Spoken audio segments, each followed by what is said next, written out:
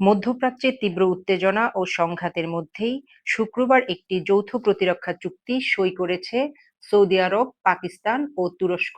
Saudi আরবের পবিত্র শহর মক্কায় আনুষ্ঠানিকভাবে ৩ দেশের নেতারা এই চুক্তিতে সই করেন। চুক্তিতে সইকারী ৩ দেশই সুন্নি প্রধান এবং যুক্তরাষ্ট্রের মিত্র।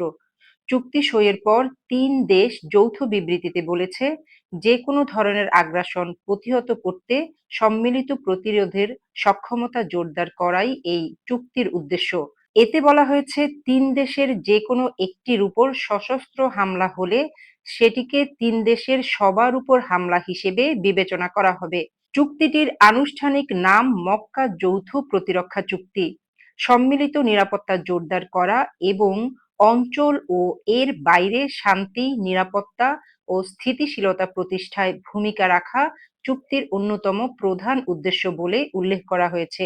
তুরস্কের এক কর্মকর্তা বার্তা সংস্থা রয়টার্সকে বলেন, চুক্তিতে সম্মিলিত প্রতিরক্ষার একটি ধারা রয়েছে, এটি পুরোপুরি প্রতিরক্ষামূলক।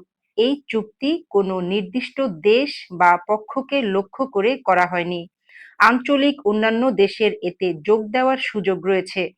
এমন এক সময়ে এই চুক্তি করা হলো যখন তাদের দীর্ঘদিনের মিত্র যুক্তরাষ্ট্র আঞ্চলিক অস্থিরতা নিয়ন্ত্রণ করতে হিমশিম খাচ্ছে।